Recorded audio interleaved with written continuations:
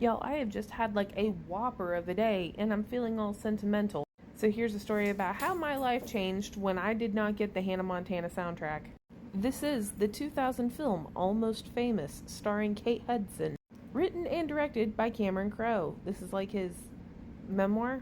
In case you didn't know, he's the guy who made Jerry Maguire. So way down yonder on the Chattahoochee in the year 2007, Hannah Montana 2 Meet Miley Cyrus came out. And out of myself, my cousin, and my stepsister, I was the only one to not get the CD, and I felt very left out. Come to find out which, I was not actually left out, I just have a really cool-ass mom. Because I did not get the Hannah Montana 2 soundtrack for Christmas, I got Audio Slave. But I didn't realize how cool that was at the time, and I'm telling my uncle about this, and what does this man do? He does two things. Number one, he sits me down in front of the TV in the living room and shows me Pantera, Cowboys from Hell, on DVD. And yes, that set a precedence for my life, but not as big as this one, which is how we ended up here at Almost Famous, because this was the second thing he showed me in life. And because of this movie, I am who I am today. Maybe not quite where I want to be, but I'm gonna get there. So what's it about? So in the 1970s, there was this kid named William, and he had a cool-ass sister. But his mom was very into the satanic panic thing, and like rock was bad, so she ran away from home to become a stewardess, but she left all her records to him, which was really very sweet of her, but that was also a very expensive decision to make. Anyway, and she looks at him and tells him, one day you'll be cool. And he becomes absolutely obsessed with these records, like obsessed.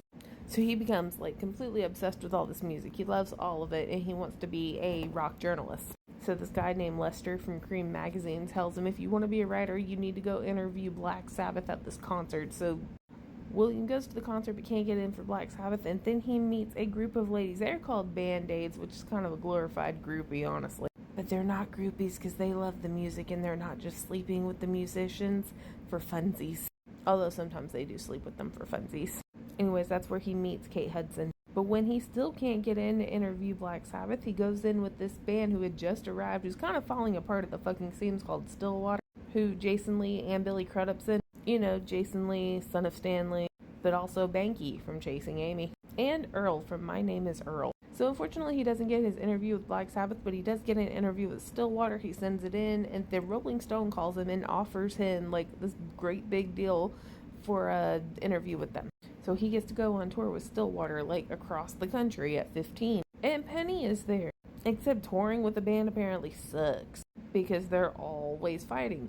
And then there's mic issues that shock the shit out of Billy Crudup. I think that's Billy Crudup. And then they ran through a gate with the tour bus, and he misses a bunch of tests, and he misses his own graduation because Penny done overdosed on the Quaaludes because she couldn't be with Billy Crudup anymore because his girlfriend showed up. And then he auctioned her off at a poker game for beer. And at one point the band breaks up, and Billy Crudup goes on drugs at a high school party and tries to jump off a roof.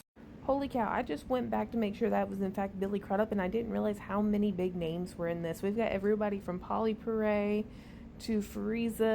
My apologies, I mispronounced that. Fairuza Balk. I know Philip Seymour Hoffman was in it. Frances McDormand was in it. Bijou Phillips, Jimmy Fallon, Rainn Wilson, Nick Swardson. I'm sorry, it goes on. I was just really surprised. Anyway. And then they get on a private jet that was supplied by the record company, and they almost crash it because, it's the 70s, and there was like a zillion rock star plane crashes at the time. Everybody from John Denver to Leonard Skinner. Before that was Buddy Holly and Richie Valens. But while the plane is going down, Billy Crudup finds out Jason Lee was sleeping with his girlfriend. The drummer is gay. The manager hit somebody with his car like a year ago and left him for dead in a ditch. Basically, everybody hates each other at this point. And William has enough, and he goes home, and he writes up this paper, and he sends it in to Rolling Stone, who loves it. But the band calls into Rolling Stone and tells them that he made everything up. And so essentially right now he's blackballed until Russell tries to make up with Penny, and he calls her, but she gives him William's address that he has to go over there and apologize to him. And Penny gets to go to Morocco, which is, she has been talking about this whole movie, is that she wants to live in Morocco for a year, even though she's like 16, but this is the 70s. The end. Did I like it? It was life-changing. Although it did take until my frontal lobe, fusing together for me to understand exactly where I wanted to be, because I spent my whole 18th year thinking I just wanted to sell concert t-shirts out of the back of a van and follow Danny Wimmer festivals around. But anyways, what's there to not like? The music is fantastic. The costumes are nice.